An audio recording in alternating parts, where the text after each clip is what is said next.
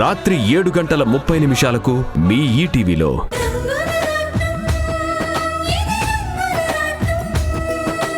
అది కాదంటే ఈ ప్రపంచాన్నే వదిలేసి వెళ్ళిపోదామా? అత్తమ్మా, నువ్వు మాట్లాడుకో. భర్త తప్పు చేస్తుంటే ఇది తప్పు అని సరిదిద్దాల్సిన బాధ్యత భార్యకుంటుంది. అది వదిలేసి నువ్వు కూడా వాడితో పాటు వెనకాలే వచ్చేశావు. మహా ఇల్లాలు అనిపించుకున్నావు.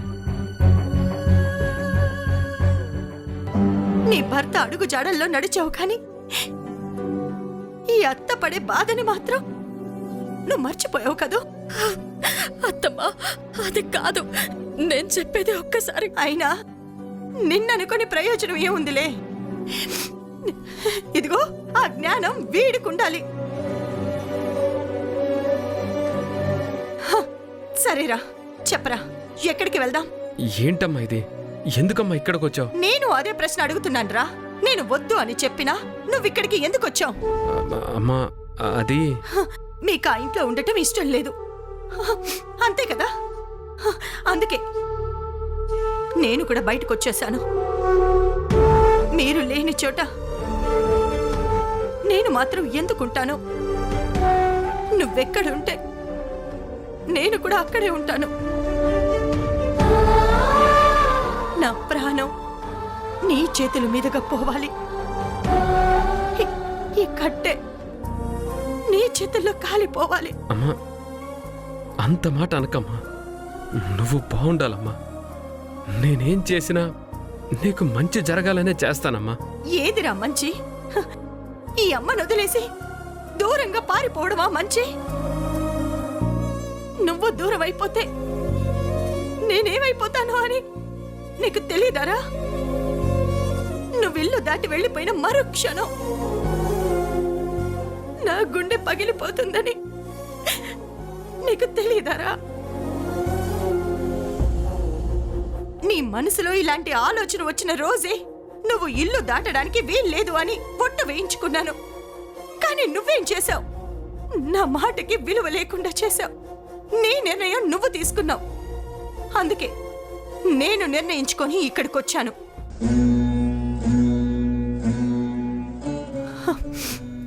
నేను నీతో రావటం ఇష్టం లేదు అంటే నన్ను ఇక్కడే చంపేసి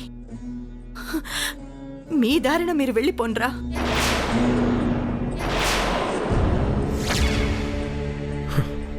అమ్మా, దయచేసి అంత మాట అనకమ్మా.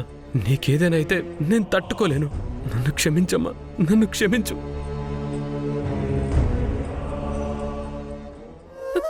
అవునత్తమ్మా, మీరు బాగుండాలని, మీకు అన్యాయం జరగకూడదని మా మనస్సుకి కష్టమైనా ఇలాంటి నిర్ణయం తీసుకుని ఇంటి నుంచి బయటకు వచ్చామత్తమ్మా.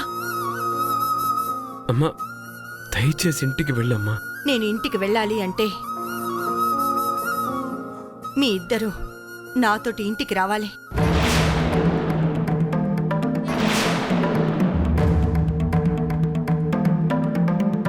ఏంటి ఆలోచిస్తున్నారు? అదిగో ఆ దేవత సాక్షిగా చెప్తున్నాను, మీరు ఇంకొకసారి గడప దాటారు అంటే మీరు వెళ్ళిన మరుక్షణం నా ప్రాణాల్ని తీసుకుంటాను. అత్తమ్మా, ఇది ఆ దేవత మీద నేను చేస్తున్న ప్రమాణం.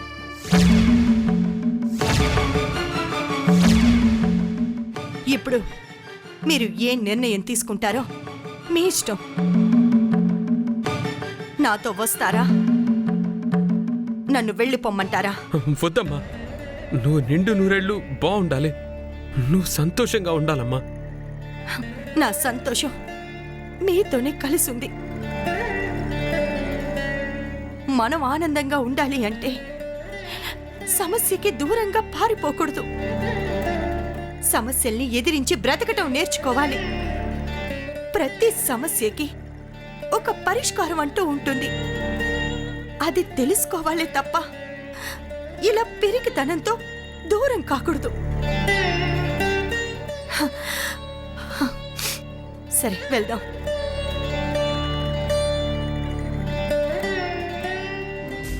ఏంటి, నీకు ప్రత్యేకంగా చెప్పాలా సీత? పదండి వెళ్దాం. రే పదండి.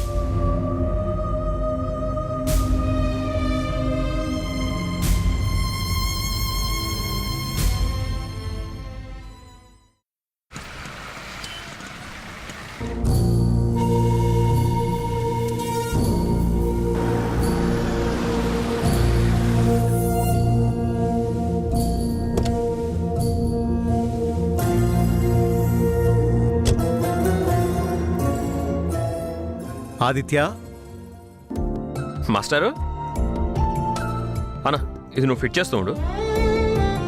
మాస్టారు ఏంటి మాస్టారు, ఏంటి చాలా ఆనందంగా కనిపిస్తున్నారు?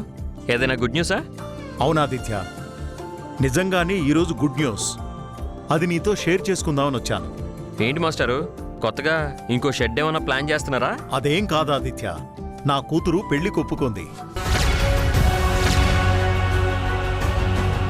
నిజంగానా మాస్టారు? అవునాదిత్య, నిన్నటి వరకు తను ప్రేమించిన మనిషిని తప్ప ఇంకొకరిని చేసుకోనని తెగేసి చెప్పిన మనిషి ఈరోజు తనంతట తానుగా వచ్చి, డాడీ మీరే సంబంధం చూస్తే ఆ సంబంధమే చేసుకుంటానని చెప్పింది. ఎలాగైనా నా కూతురుతో మాట్లాడి తన మనసు మార్చమని నీతో చెప్పాను ఆదిత్య. నువ్వు చెప్పిన తర్వాతనే శైలు ఈ పెళ్లికి ఒప్పుకుంది ఆదిత్య. నిజంగా నేను నీకు చాలా రుణపడున్నాను ఆదిత్య. ఒక్కగానొక్క కూతురు ప్రేమ మత్తులో పడి జీవితాన్ని ఎక్కడ నాశనం చేసుకుంటుందో అని చాలా భయపడ్డాను. ప్రేమించిన వ్యక్తి కనీసం తన ప్రేమ గురించి ఆలోచించలేదు. ఒక అమ్మాయి సిగ్గు విడిచి నిన్ను ప్రేమిస్తున్నానని చెప్పినా అతను ఏం సమాధానం చెప్పకుండా ఉండిపోయాడు. అతనెవరో తెలుసుంటే కనీసం నేనన్నా మాట్లాడదామనుకున్నాను, అది కూడా చెప్పలేదు. అతని మనసులో శైలు లేనప్పుడు అతనే కావాలని పట్టుబట్టి ఉండడం ఎంతవరకు సమంజసం? నువ్వే చెప్పాదిత్య. ఏదైతేనే నా కూతురు మనసు మార్చుకుంది, నేను చెప్పిన సంబంధం చేసుకుంటాను అంది.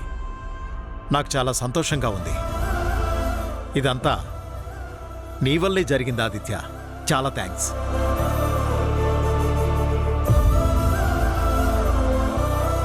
నన్నంత ఇష్టపడిన శైలు ఈరోజు ఎందుకు తన ప్రేమను వదిలేసుకోవడానికి సిద్ధపడింది?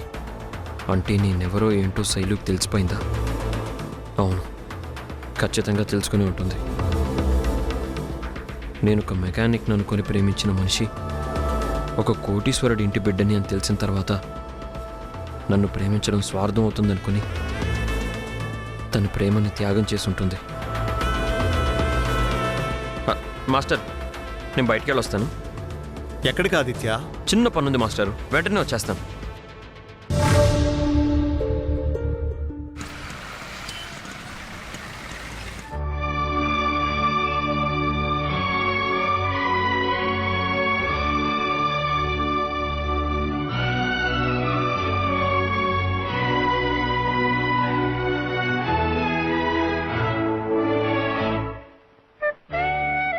అన్నయ్య, నీ గురించి అందరూ రకరకాలుగా మాట్లాడుతుంటే చాలా బాధేస్తుంది.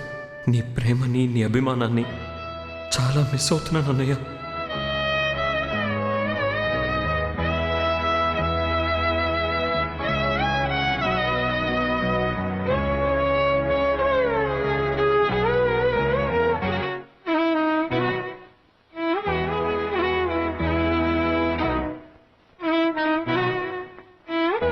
శైలు,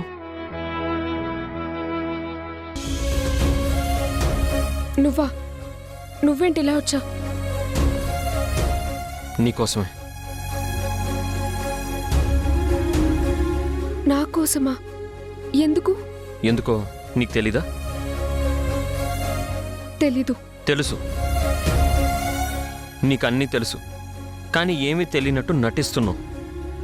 నువ్వేం మాట్లాడుతున్నావో నాకు అర్థం కావడం లేదు. శైలు, ఒకటి చెప్పనా? ఒక మనిషి మీద కోపం వస్తే దాచుకోవచ్చు, అసహ్యం కలిగితే అణుచుకోవచ్చు, కానీ ప్రేమ కలిగితే మాత్రం ఆపుకోలేం శైలు. దాన్ని మనసులో అణిచి ఉంచలేం. పైకి ఎలా మాట్లాడినా కళ్ళు మాత్రం నిజమే చెప్తాయి శైలు. మనసులోని ప్రేమని కళ్ళు దాచుకోలేవు. ఇప్పుడు ఇదంతా నాకెందుకు చెప్తున్నావు? ఎందుకంటే నేను నిన్ను ప్రేమిస్తున్నాను కాబట్టి.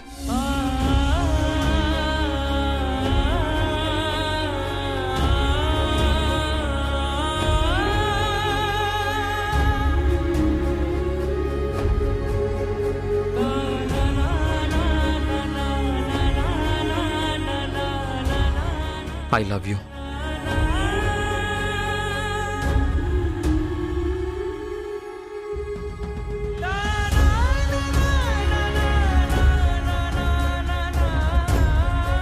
నేను నిన్ను ప్రేమించట్లేదు.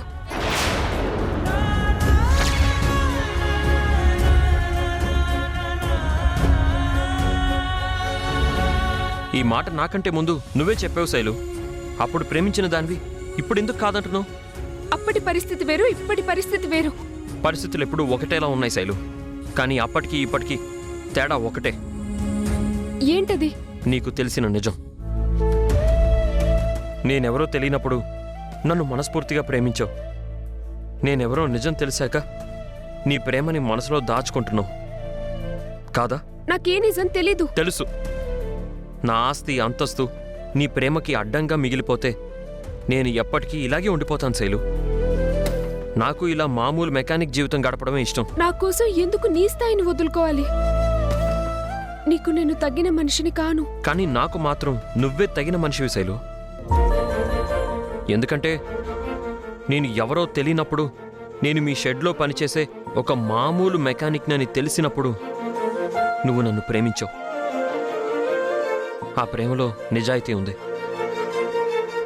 మీ డాడీ నీ కోసం మంచి సంబంధం తీసుకొని వస్తే పెళ్లి చూపుల నుంచి సరాసరి వచ్చి నువ్వు నా ముందు నిలబడి నన్ను ప్రేమిస్తున్నాను అని చెప్పావే. ఆ ధైర్యం నాకు నచ్చింది. ఆ రోజు నువ్వు మాట్లాడిన ప్రతి మాట నా మనసులోకి సూటిగా దూసుకెళ్ళిపోయింది శైలు. ఆ రోజు నీ స్థాయి కాదని తెలిసినా నువ్వు నన్ను నిజాయితీగా ప్రేమించావు. ఈరోజు నేను అంతే నిజాయితీగా ప్రేమిస్తున్నాను శైలు. ఆస్తులు అంతస్తులు మారచ్చేమో గాని ప్రేమలు మాత్రం ఎప్పుడూ మారిపోవు శైలు. నీ ప్రేమ నాకు కావాలి. గుర్తుపెట్టుకో, నాకు నువ్వే కావాలి. I love you Shailu.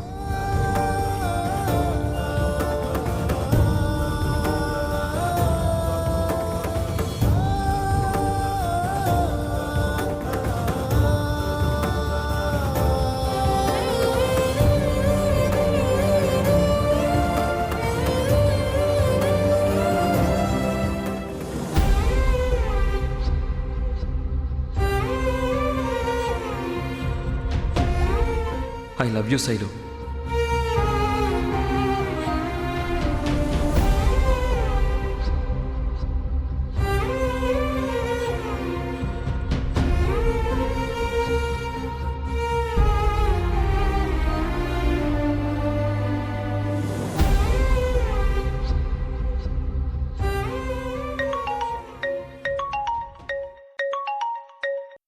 Hello daddy. Aditya, నువ్వు వెంటనే ఇంటికి రావాలరా. ఏమైంది డాడీ? చెప్తున్నాను కదా, అర్జెంటుగా రావాలి. బయలుదేరారా. వస్తున్నాను.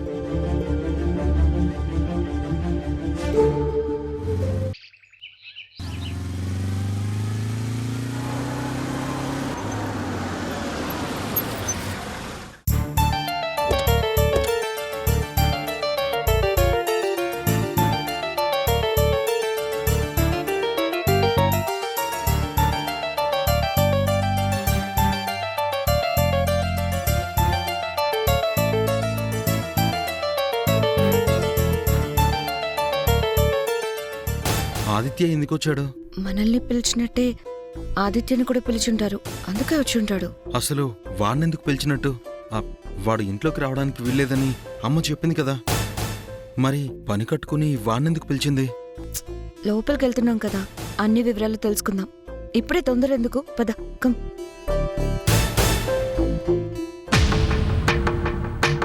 నానా, తాతయ్య, ఏదో అర్జెంట్ పని ఉంది, వెంటనే రమ్మని చెప్పారు. ఏంటన్నా, ఏంటది? మీ అమ్మ చెప్తుందిరా. కాసేపు వెయిట్ చేయి.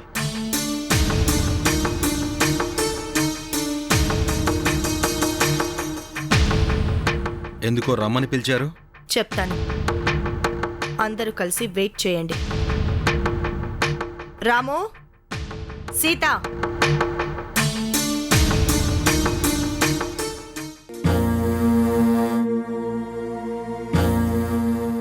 ఇప్పుడు నేను చెప్పబోయే విషయం ఈ కుటుంబంలో ప్రతి ఒక్కరికి సంబంధించింది.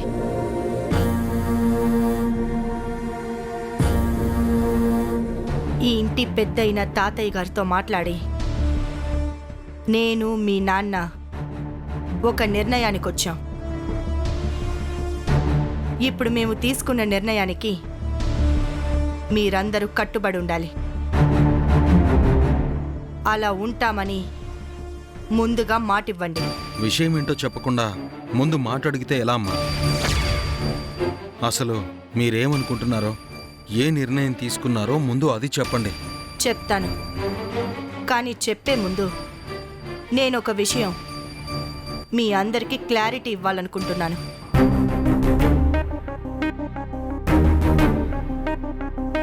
ఇది ఆస్తికి సంబంధించిన విషయం. ఇది మొత్తం నా స్వార్జితం. దీని మీద నేను ఏ నిర్ణయమైనా తీసుకోవచ్చు. దాన్ని కాదు అనే హక్కు ఎవ్వరికీ లేదు. లాయర్ గారు, ఆ వివరాలు వీళ్ళందరికీ చెప్పండి. మీరు చెప్పింది నిజమే మేడం. మీ స్వార్జితమైన ఆస్తిని మీరు ఏమైనా చేసుకోవచ్చు, ఎవరికైనా రాసివచ్చు. దానికి సంబంధించిన అన్ని హక్కులు మీకు మాత్రమే చెందుతాయి.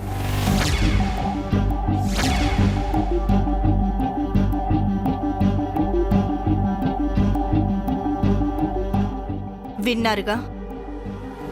ఇప్పుడు ఈ ఆస్తికి సంబంధించి కొన్ని ముఖ్యమైన విషయాలు మీకు చెప్పాలి.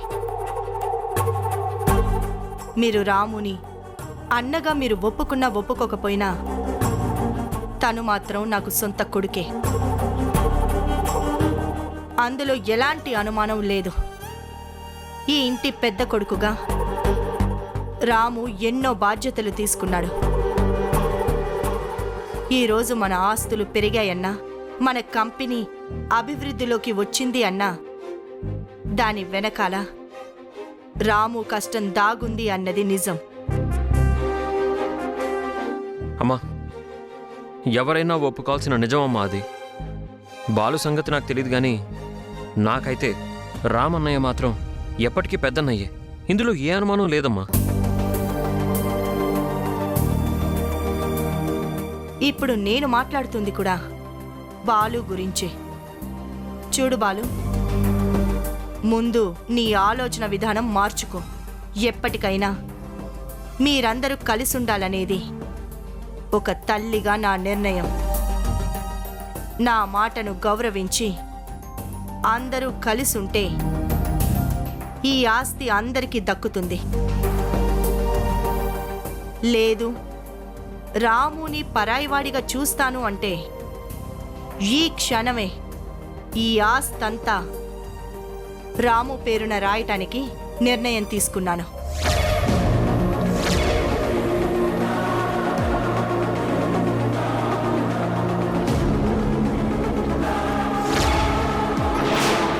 అదిగో లాయర్ గారు డాక్యుమెంట్స్ కూడా రెడీ చేసి పెట్టారు. ఇప్పుడు మీ నిర్ణయం మీదనే మీ భవిష్యత్తు ఆధారపడుంది. నేను, మీ నాన్నగారు, తాతయ్య ముగ్గురం బాగా ఆలోచించిన తర్వాతే ఏ నిర్ణయం తీసుకున్నాం. నాతో ఒక్క మాట కూడా చెప్పకుండా మీ పాటికి మీరు నిర్ణయాలు తీసుకుని ఇప్పుడు నాకెందుకు చెప్తున్నారు? ఎందుకంటే నువ్వు ఈ కుటుంబంలో వాడివి కాబట్టి. ఈ ఇంటి కొడుగ్గా నీకు ఈ ఆస్తిలో హక్కు కావాలి అంటే నువ్వు అందరితో పాటు కలిసి ఉండాలి. ఇదంతా రామ్ కష్టపడి నిర్మించిన సామ్రాజ్యం. వాడితో పాటుగా మీ అందరు కూడా ఆస్తిలో వాటా ఇవ్వాలనుకుంటున్నాం. మీకు కావాలో వద్దో మీరే నిర్ణయించుకుని చెప్పండి. మీ అంతటా మీరు డెసిషన్స్ తీసుకునేటప్పుడు నన్ను కంపెనీకి ఎండీని ఎందుకు చేశారు? నువ్వు కంపెనీకి ఎండీవి అయ్యావు అంటే దానికి కారణం రాము. తను చెప్తేనే నిన్ను ఆ చైర్లో కూర్చోబెట్టాం అంతే తప్ప హ, నీకు హక్కుగా ఆ పోస్టు రాలేదు. అది గుర్తుపెట్టుకో. ఇప్పటికైనా మించిపోయింది లేదు. నీకు నిజంగా రాముతోటి కలిసి ఉండాలి అని లేకపోతే ఇప్పుడే ఈ క్షణమే నీ నిర్ణయం కాగితం మీద రాసి సంతకం పెట్టి నీ దారిన నువ్వు వెళ్ళిపోవచ్చు. అంటే నన్ను శాశ్వతంగా ఈ ఇంటి నుంచి దూరంగా వెళ్ళిపోమని చెప్తున్నారా? దూరంగా వెళ్ళకూడదనే పిలిపించాను. నా మాట కాదు అంటే మీ ఇష్టాన్ని నేను కాదనలేను. ఇక మీరే ఆలోచించుకోండి. అమ్మా కాస్త నేను చెప్పేది విను. రాము, నాకేం చేయాలో బాగా తెలుసు.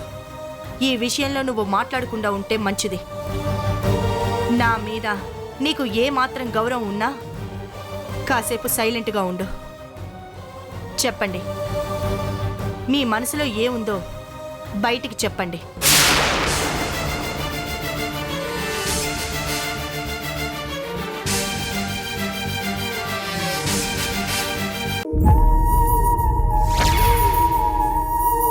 అసలు మీకు బుద్ధుందా?